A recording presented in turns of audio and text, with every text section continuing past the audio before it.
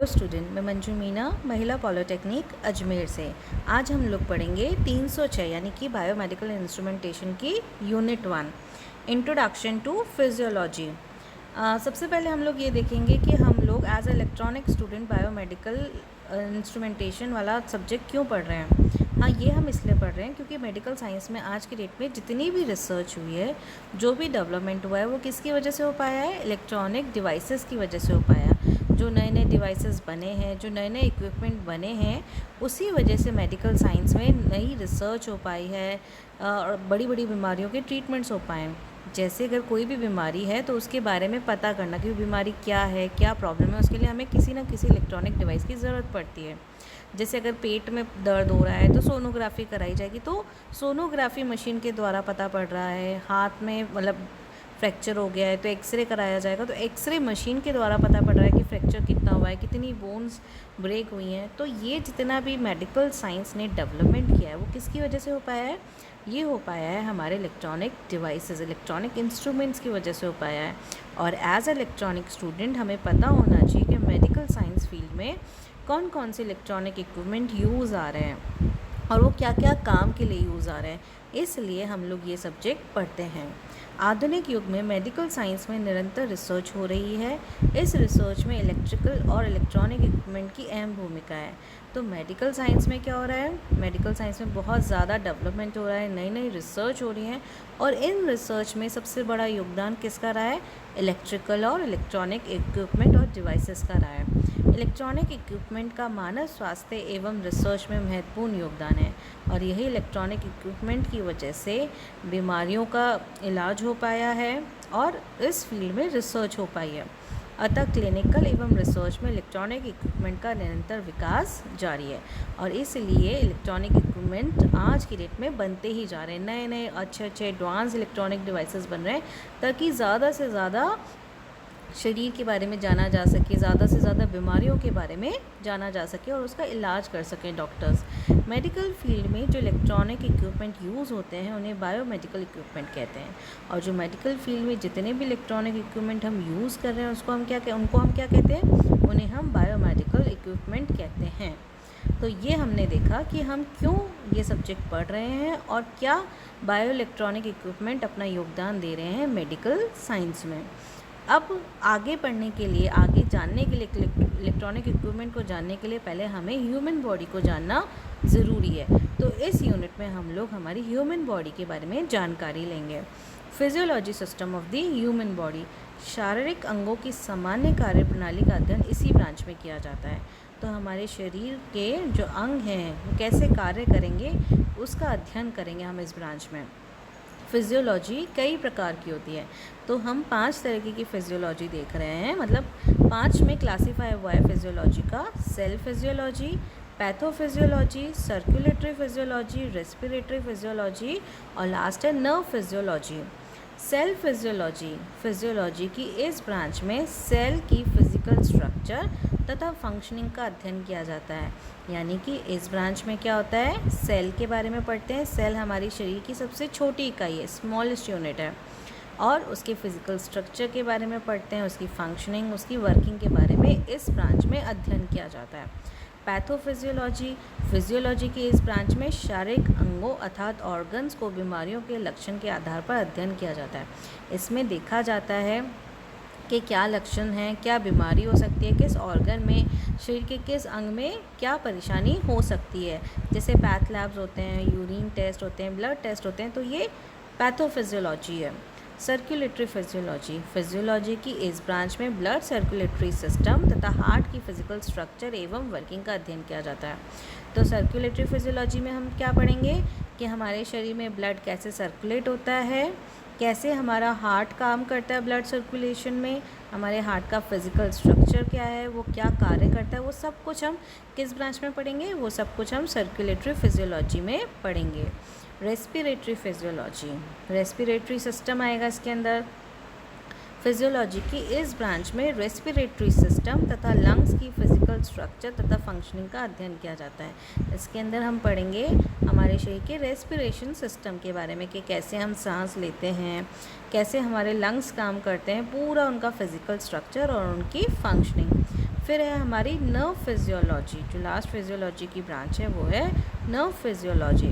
Physiology की इस branch में brain, central nervous system, peripheral nervous system की फिजिकल स्ट्रक्चर तथा फंक्शनिंग का अध्ययन किया जाता है। नर्व फिजियोलॉजी में हम हमारा पूरा नर्वस सिस्टम पढ़ेंगे और ब्रेन पढ़ेंगे। तो ये थी हमारी ह्यूमन बॉडी की फिजियोलॉजी और उसकी क्लासिफिकेशन। अब हम देखेंगे हमारे ह्यूमन ऑर्गन सिस्टम। मानव शरीर में विद्यमान अनेक अंग स्पेसिफिक फंक्शन हेतु पर्टिकुलर सिस्टम को प्रदर्शित करते हैं। हमारे शरीर में अनेक अंग हैं और वो हर एक अंग किसी एक पर्टिकुलर काम को करते हैं, वो किसी एक कार्य को करने के लिए बने हुए हैं। बॉडी स्ट्रक्चर एवं वर्किंग के अनुसार निम्न रूप से इन प्रणालियों का अध्ययन किया जाता है। इनके बॉडी स्ट्रक्चर और इनकी कार्य प्रणाली के हिसाब से इनका ग्रुपिंग की है। तो क्या है, इंटीग्यूमेंट्री सिस्टम है, इनको हम एक एक करके पढ़ेंगे। मस्कुलर सिस्टम है, एलिमेंट्री सिस्टम है, एंडोक्राइन सिस्टम है, स्केलेटन सिस्टम है, नर्वस सिस्टम है, रिप्रोडक्शन सिस्टम है, एक्सक्रीटरी सिस्टम है, रेस्पिरेटरी सिस्टम है और सर्कुलेटरी सिस्टम है। अब सबसे पहले हम देखेंगे इंटीग्यूमेंट्री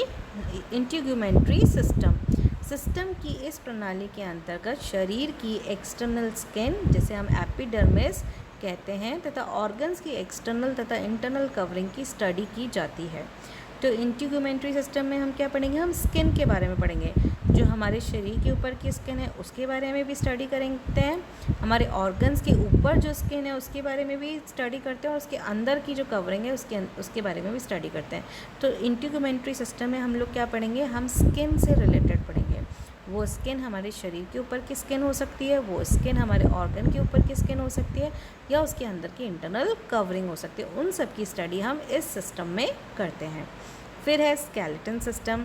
इसके अंदर हमारा पूरा स्केलेटन आता है, हमारा बोन्स आता है, तो इसके अंदर हम बोन्स का अध्ययन करते हैं। इस प्रणाली के अंतर्गत स्केलेटन एवं बोन्स का अध्ययन किया जाता है। थर्ड सिस्टम है मस्कुलर सिस्टम। यह प्रणाली बॉडी शेप प्रदान करती है, मतलब इसकी वजह से हमें हमारा बॉडी का आकार मिलता है। हर इंसान का बॉडी शेप अलग होता है, कोई चौड़ा होता है, कोई पतला होता है, ऐसे। तो वो इसके मस्कुलर सिस्टम की वजह से होता है। क्यों? क्योंकि उसकी शरीर की मसल्स से वो शेप देती हैं, बॉडी शेप देती हैं। तथा प्रत्येक फिजिकल एक्टिविटीज़ के लिए ज़िम्मेदार होती हैं ये मसल्स। हम जितनी भी एक्टिविटीज़ करते हैं उसके लिए हमारा मस्कुलर सिस्टम रिस्पॉन्सिबल होता है। एलिमेंट्री सिस्टम, यह प्रणाली अथवा तंत्र भोजन को पचाने तथा पचाकर ऊर्जा प्रदान करने हेतु जिम्मेदार है। एलिमेंट्री सिस्टम जो है, ये जो प्रणाली है, ये क्या करती है, जो हम भोजन खाते हैं, जो हम खाना खाते हैं, उसको पचाकर जो हमें ऊर्जा निकलती है उसके लिए ज़िम्मेदार होती है। जो हम खाना खाते हैं उससे जो एनर्जी जनरेट होती है उसी से हम कोई काम कर पाते हैं, हमारे शरीर को एनर्जी मिलती है। एंडोक्राइन सिस्टम, इस तंत्र में शरीर की एक्टिवनेस को सुव्यवस्थित बनाए रखने हेतु शरीर के अंदर के एक सपोर्टिंग सिस्टम होता है। यह सपोर्टिंग सिस्टम की एक्टिवनेस तथा एटमॉस्फेरिक आवश्यकताओं के अनुसार हार्मोन्स का सीक्रेशन करती है। तो एंडोक्राइन सिस्टम क्या करती है, हार्मोन का सीक्रेशन करती है। किस हिसाब से सीक्रेट करती है कि हमारे शरीर की एक्टिवनेस बनी रहे, जैसे ज़रूरत होगी उस हिसाब से हार्मोन्स का सीक्रेशन करेगी। जैसे अगर हम सर्दियों में हैं, ज़्यादा ठंडे एरिया में, तो उस हिसाब से हार्मोन सीक्रेट होंगे। अगर हम ज़्यादा गर्म प्रदेशों में हैं तो उस हिसाब से हमारे हार्मोन्स सीक्रेट होंगे। फिर आता है नर्वस सिस्टम। इस प्रणाली में हमारे शरीर के समस्त सेंसरी ऑर्गन्स और मांसपेशियाँ आती हैं। सेंसरी ऑर्गन्स मतलब जिससे हम चीज़ें सेंस करते हैं, वो हमारी चाहे टंग हो, चाहे वो हमारी स्किन हो, चाहे वो हमारी आइज़ हो, नर्वस सिस्टम आएगा इसके अंदर पूरा। फिर है रिप्रोडक्शन सिस्टम। इस प्रणाली में मेन रिप्रोडक्शन सिस्टम और फीमेल रिप्रोडक्शन सिस्टम आता है, जिसकी वजह से चाइल्ड बर्थ हो पाता है। एक्सक्रीटरी सिस्टम, यह प्रणाली शरीर में ब्लड प्यूरिफिकेशन का काम करती है और इसकी वजह से क्या होता है, जब हमारा ब्लड इम्प्योर हो जाता है तो उसको प्योर किया जाता है, प्यूरिफिकेशन होता है ब्लड का। इम्प्योर ब्लड मतलब जिसमें ऑक्सीजन नहीं है, प्योर ब्लड मतलब कि जिसमें ऑक्सीजन है। रेस्पिरेटरी सिस्टम, ये प्रणाली शरीर में ऊर्जा उत्पन्न कराने हेतु एनवायरनमेंट की ऑक्सीजन को रक्त में मिश्रित करती है। रेस्पिरेटरी सिस्टम से क्या होता है, हमारे शरीर में एनर्जी आए उसके लिए क्या करते हैं, हम ऑक्सीजन लेते हैं एनवायरनमेंट से, और वो ऑक्सीजन क्या होती है, हमारे ब्लड में मिक्स होकर शरीर के विभिन्न हिस्सों में पहुंचती है ब्लड सर्कुलेशन के थ्रू। सर्कुलेटरी सिस्टम, यह प्रणाली शरीर में प्रयुक्त होती है ब्लड सर्कुलेशन के लिए। अब हम लोग पढ़ेंगे हमारी सेल फिजियोलॉजी कि सेल क्या है, उसका स्ट्रक्चर क्या है, उसकी वर्किंग क्या है, सब कुछ हम इसके अंदर पढ़ेंगे सेल फिजियोलॉजी के अंदर। इंट्रोडक्शन, यह शरीर की स्मॉलेस्ट फिजिकल स्ट्रक्चर है। ये हमारे शरीर की सबसे स्मॉलेस्ट यूनिट है, सबसे छोटी इकाई है, जिसमें जीवन के सभी लक्षण विद्यमान हैं। इसके अंदर क्या होते हैं? जीवन के लक्षण होते हैं। सेल से ही हमारे जीवन के वो स्टडी की जाती है। जीवन की इस स्मॉलेस्ट यूनिट को सेल अथवा कोशिका कहा जाता है, और इसी स्मॉलेस्ट यूनिट को क्या कहा जाता है? सेल कहा जाता है या कोशिका कहा जाता है। सेल की कंस्ट्रक्शन एवं वर्किंग का विस्तृत विवरण निम्न है। अब हम देखेंगे सेल का कंस्ट्रक्शन और उसकी वर्किंग। सेल लिविंग ऑर्गेनिज्म की स्मॉलेस्ट यूनिट होती है। जितने भी लिविंग ऑर्गेनिज्म हैं उनकी सबसे स्मॉलेस्ट यूनिट क्या होती है? सेल होती है। यह यूनिट जीवन की सभी फंक्शन तथा स्ट्रक्चर को प्रदर्शित करती है, और इस यूनिट में सेल के इस जो सेल है हमारी, जो सबसे स्मॉलेस्ट यूनिट है हमारे शरीर की, उसके अंदर जीवन के सारे फंक्शंस होते हैं और स्ट्रक्चर होते हैं। ह्यूमन बॉडी में लगभग 10⁻14 कोशिकाएं होती हैं, और ह्यूमन बॉडी में कितनी होती हैं? सेल 10⁻14 सेल्स होती हैं। इतनी सारी सेल्स हमारे ह्यूमन बॉडी में होती हैं। समान रचना तथा सेम वर्किंग वाली सेल के ग्रुप को टिश्यू कहते हैं। जो एक तरीके की सेल हैं, जिनकी वर्किंग एक तरीके की है, जिनका स्ट्रक्चर एक तरीके का है, उस तरीके की सेल के ग्रुप को हम कहते हैं टिश्यू। और डिफरेंट टाइप के टिश्यूज़ का ग्रुप क्या कहलाता है? ऑर्गन कहलाता है। मतलब डिफरेंट टाइप के टिश्यू का ग्रुप ऑर्गन का निर्माण करते हैं। सेल का शेप इसके द्वारा किए गए फंक्शन तथा पोजीशन पर निर्भर करता है। सेल का शेप कैसा होगा? ये डिपेंड करेगा कि वो शरीर के किस हिस्से में है और वो क्या कार्य कर रही है, उस हिसाब से सेल का शेप होता है। किंतु शरीर से लिविंग सेल को पृथक करने पर ये राउंड शेप ग्रहण कर लेती है। अगर हम सेल को शरीर से अलग करें तो ये कैसा शेप ले लेती है? ये राउंड शेप ले लेती है। अतः शरीर में सेल के कार्य तथा स्थान के अनुसार ये रूप परिवर्तन का ये गुण सेल डिफरेंशिएशन कहलाता है। सेल शरीर के जिस हिस्से में होगी, जो कार्य कर रही होगी, उस हिसाब से उसका शेप होगा, और ये गुण क्या कहलाता है? ये गुण सेल डिफरेंशिएशन कहलाता है। सेल का डायमीटर 1 माइक्रोन से 100 माइक्रोन तक होता है। इतना चौड़ा होता है 1 माइक्रोन से 100 माइक्रोन तक, और इसकी लेंथ होती है 1 mm से 1 m तक। सेल को 3 भागों में बांटा गया है: सेल मेम्ब्रेन, साइटोप्लाज्म और न्यूक्लियस। सेल के 3 भाग क्या हैं? सेल मेम्ब्रेन, साइटोप्लाज्म और न्यूक्लियस, जिनको हम एक एक करके पढ़ेंगे। सेल मेम्ब्रेन, सेल का एक्सटर्नल कवर जिसके द्वारा सेल को बाउंडेड या सीमा अंकित किया जाता है। सेल का जो एक्सटर्नल बॉर्डर है, जो उसका एक्सटर्नल कवर है, जिसकी वजह से सेल को क्या मिलता है? बाउंड्री मिलती है, उसको सीमा मिलती है, उससे कहते हैं सेल मेम्ब्रेन। यह सेल मेम्ब्रेन सेलुलस नामक ऑर्गेनिक केमिकल से बनी हुई है। और ये सेल मेम्ब्रेन किससे बनी हुई है? सेलुलस नाम के ऑर्गेनिक केमिकल से बनी हुई है। इस सेल मेम्ब्रेन के द्वारा लिक्विड स्ट्रक्चर को रिजिडिटी मिलती है, और ये हमारा एक्सटर्नल बाउंड्री है, इससे हमें सीमा मिलती है सेल को। तो इसकी वजह से क्या होता है? जो सेल के अंदर लिक्विड स्ट्रक्चर हैं उनको थोड़ी सी रिजिडिटी मिलती है। यह सेल मेम्ब्रेन सब्सटेंस के एंट्री एग्जिट को कंट्रोल करती है। ये सेल मेम्ब्रेन क्या करती है?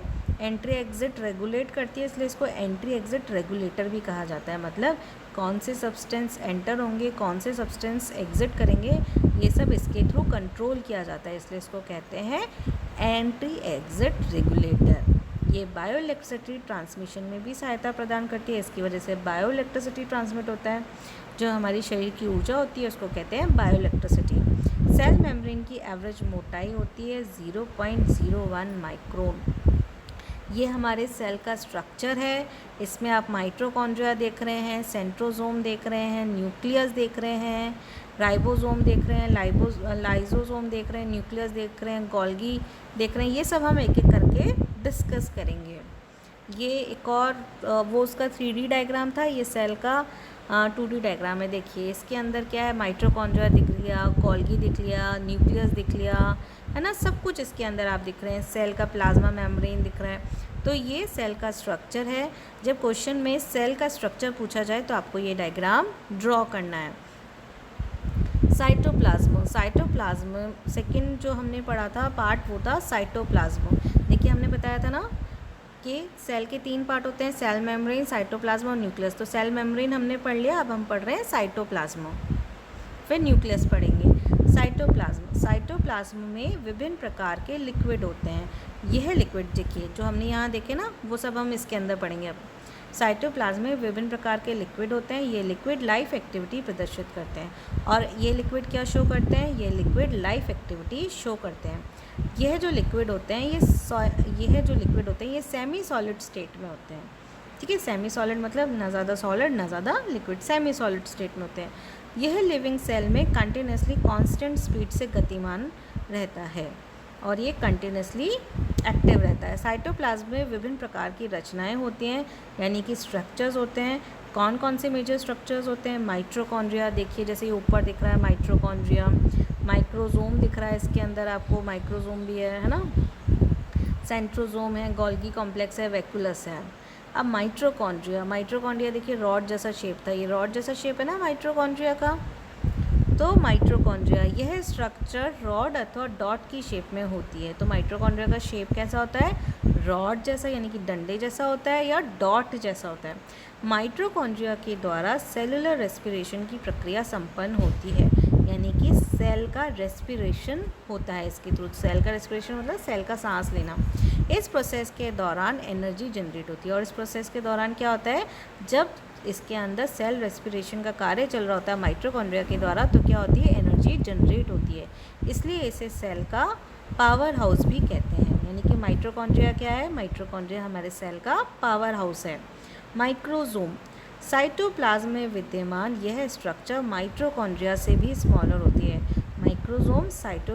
माइक्रोसोम जो है वो माइटोकॉन्ड्रिया से छोटे होते हैं।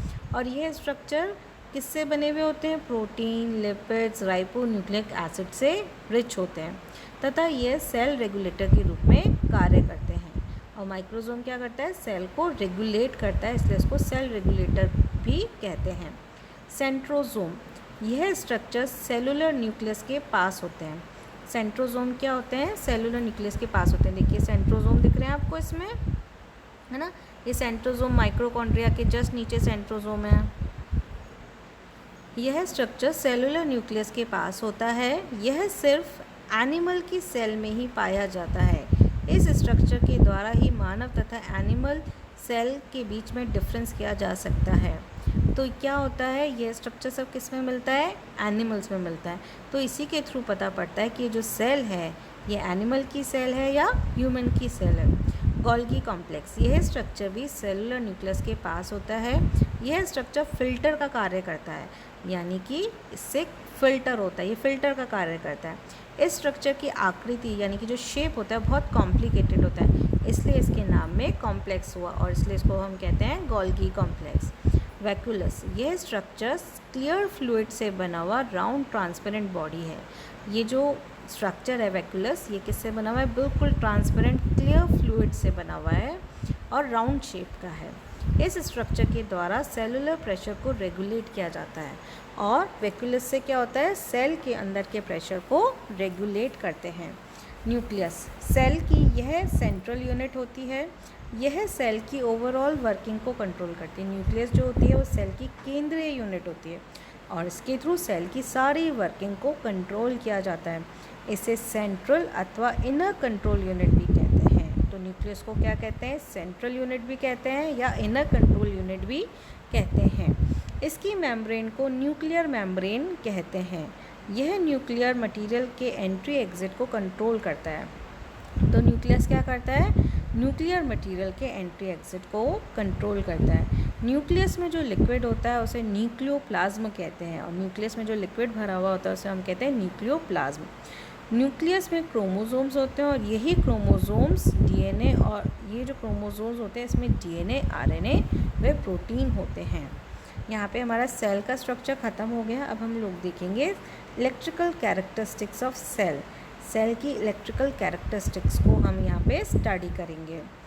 सेल के अंदर वाले फ्लूइड को इंट्रासेलुलर फ्लूइड कहते हैं। जो सेल के अंदर फ्लूइड भरा हुआ होता है उसे हम इंट्रासेलुलर फ्लूइड कहते हैं और बाहर वाले फ्लूइड को एक्स्ट्रासेलुलर फ्लूइड कहते हैं। सेल के अंदर व बाहर अनेक आयन्स होते हैं, जैसे sodium ion, potassium ion, calcium ion, magnesium ion, ये सारे कैटायंस होते हैं। वे chloride ion, bicarbonate, phosphate ion, sulphate ion, ये सारे एनायन होते हैं। लिविंग ऑब्जेक्ट द्वारा जो इलेक्ट्रिसिटी जनरेट होती है उसे बायो इलेक्ट्रिसिटी कहते हैं, और जो लिविंग ऑब्जेक्ट्स इलेक्ट्रिसिटी जनरेट करते हैं उसको हम कहते हैं बायो इलेक्ट्रिसिटी। सेल के अंदर के सोडियम आयन का कंसंट्रेशन हमेशा 10 गुना ज़्यादा होता है सेल के बाहर के पोटेशियम आयन से। सेल के अंदर क्या होता है, सोडियम आयन होता है ना, Na, और सेल के बाहर क्या होता है, पोटेशियम आयन होता है यानी कि K। तो जो सेल के अंदर का सोडियम आयन है उसका कंसंट्रेशन क्या होगा, 10 गुना, पूरा 10% ज़्यादा होगा बाहर के पोटेशियम आयन से। तो स्टिमुलेशन या एक्साइटमेंट की वजह से क्या होगा, ये कंसंट्रेशन चेंज हो जाता है।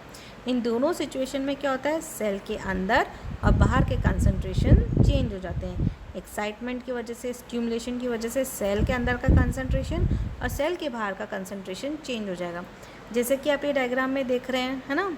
तो जो हमेशा सोडियम होता है वो 10% ज़्यादा होता है पोटेशियम से, और कंसंट्रेशन चेंज होता है सेल के अंदर और सेल के बाहर।